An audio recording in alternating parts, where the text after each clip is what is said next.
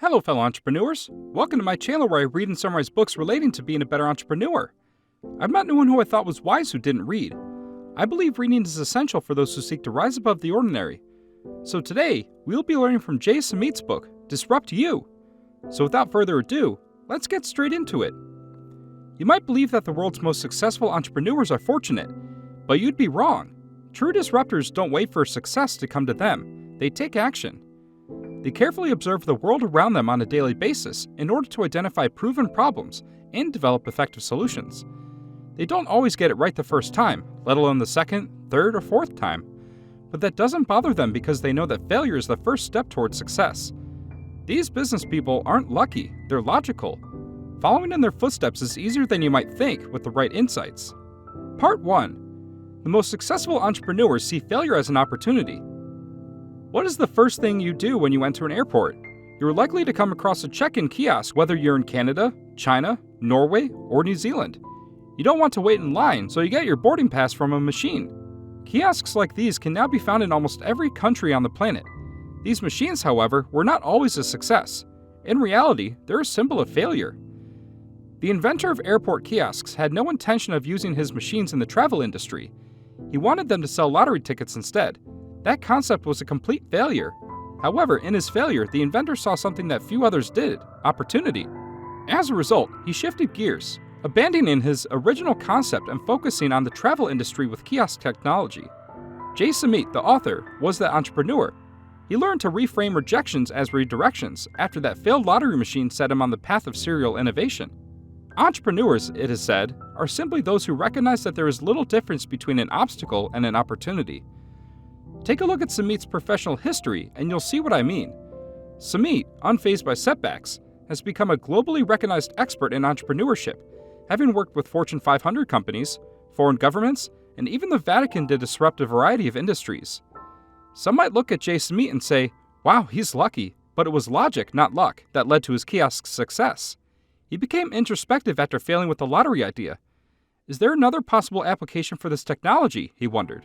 Where others might have given up, he saw failure as a necessary step in the process and returned with an even better idea than before. What's the good news? Luck cannot be taught, but logic can. Part 2. Look left when everyone else is looking right. Computers were still relatively new in the early 1990s. Countless entrepreneurs were vying for the opportunity to profit from technological advancements.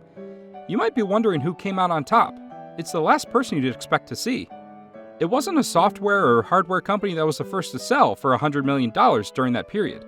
It wasn't started by a coding expert. Billy Myers, the company's founder, didn't even know how to use a computer. He didn't have to, either. Billy, a natural entrepreneur, created havoc by deviating from the norm. While others were lyrical about processor speed or storage space, he took a completely different, off-the-beaten-path approach to what was going on around him. That's when the idea came to him. People were paying $2,000 for computers, but there was nothing in place to protect their investments. Billy set out to change that by creating plastic dust covers for computer monitors, processing units, keyboards, and other peripherals. Have you ever used a mouse pad or a floppy disk case before? Billy is also responsible for those inventions. He spent almost no money on these items. They were stupid simple in an era of high-tech entrepreneurship. That didn't matter though. What mattered was that Billy was the first to notice a potential problem. While everyone else was looking in one direction, he was looking in the opposite direction. Are you interested in learning how to achieve similar success? Thankfully, it's not as difficult as it appears. In fact, if you keep your eyes and ears open, you'll find that eureka ideas are everywhere. Samit recommends doing a daily exercise to get your creative juices flowing. Make a list of 3 things you notice about the world around you that could be improved every morning. For instance, you might inquire, what are the inefficient processes? How many products fail to perform as expected? Is there anything I dread doing every day? And if so, what invention could help me overcome it? At first, the exercise will be simple. However, it will become increasingly difficult over time. As a result, you'll be forced to pay even more attention to your surroundings. If you find yourself avoiding the exercise, keep in mind that your observations today could determine your fortune tomorrow. It only takes one thought. Part 3. You'll never make money if the market doesn't like your invention. Having a light bulb moment is, of course, only the beginning. Many ideas, even the $1 million ones, turn out to be less than brilliant after all. That brings us to another important lesson. If something stinks, get rid of it. TuneIn Hookup was a website that existed a long time ago. The site attempted to disrupt the online dating industry, but it failed. Unlike most dating sites, this one featured videos instead of photos of potential partners. The founders believed their concept would generate millions of dollars. They were mistaken. Consumers, it turns out, were unconcerned about using videos for dating. Data showed, however, that they enjoyed watching videos, just not in this context. As a result, the site's founders changed their minds. They abandoned their original dating site concept in favor of a free video sharing service. YouTube is its name.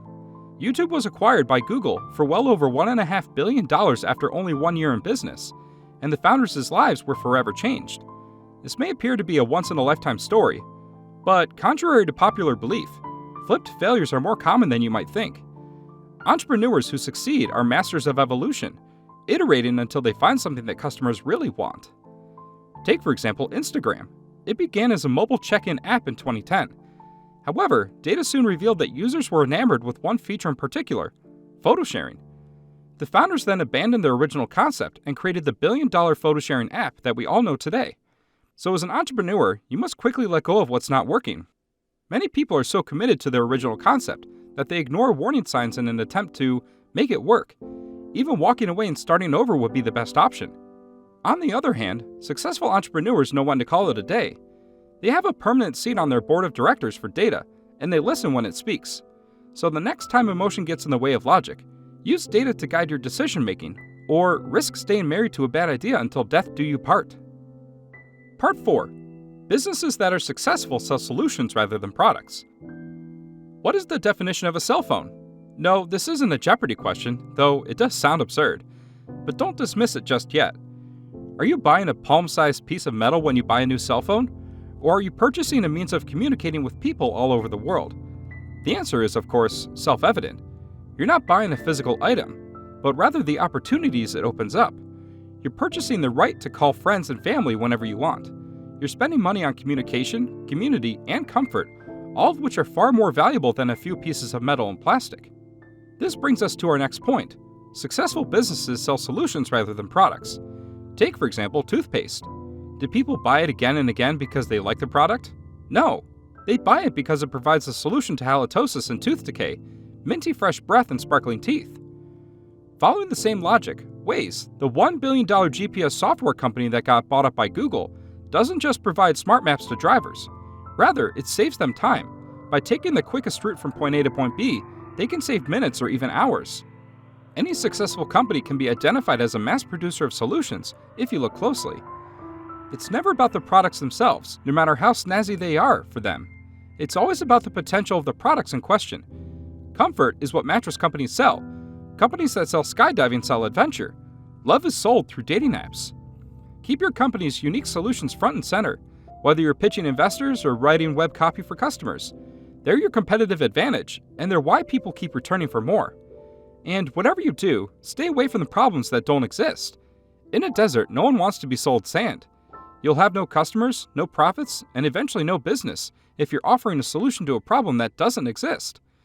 Keep your feet on the ground and get out as soon as your company starts solving real-world problems for real people. Continuous innovation isn't an option for businesses in the 21st century. It's a requirement. Take your pick. Businesses can either disrupt or be disrupted. Part 5. Minor risks can result in significant rewards. Alec Brownstein, a young copywriter, was itching to advance in the advertising industry in 2010. He aspired to work for some of New York's most prestigious creative directors. He aspired to collaborate with world-class clients and rub elbows with brilliant innovators. However, there was a snag. None of them had any idea who Brownstein was.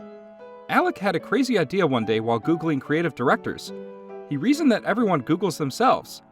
So what makes you think his idols are any different? Alec used this to place bids on sponsored ads featuring the names of his favorite creative directors. What happened after that was priceless. When one of those creative directors typed his name into Google, he got a message that said, "Googling yourself is a lot of fun. Hiring me is also enjoyable." A link to Alec's website was included in the message. What's the end result? Alec's target audience called him 80% of the time, and 2 of the directors offered him jobs. The message to entrepreneurs everywhere is clear. Be brave. Take chances. Make a statement. You have nothing to lose and everything to gain by taking this risk. The people you want to work for can't hire you any less than they already are, Alex says. So aim for the stars. When it comes to career advancement, it's critical to surround yourself with like-minded dreamers, doers, and disruptors. The fastest way to change yourself is to hang out with people who are already the way you want to be, says LinkedIn co-founder and billionaire Reid Hoffman. Take this advice to heart, follow Alex's lead, and come up with your own unique way of connecting with potential mentors. For example, Samit once received a spaghetti colander and a bag of dates in the mail from someone who wanted to put a date in his calendar, proving that creativity comes in many forms and that bold moves are noticed. We live in an era of possibility in which you can communicate with anyone, anywhere, at any time. Take advantage of this. After all, what could possibly go wrong? It's possible that you'll never hear back, and what's the best? Everything could change, and 10 years from now, you'll be the one mentioned in books. Part 6. Stop promising yourself that you'll get it done the next day. So, what have we discovered so far? To begin with, the most successful entrepreneurs aren't lucky, they're logical. Second, they make a habit of deviating from the norm, always listening and looking for new opportunities.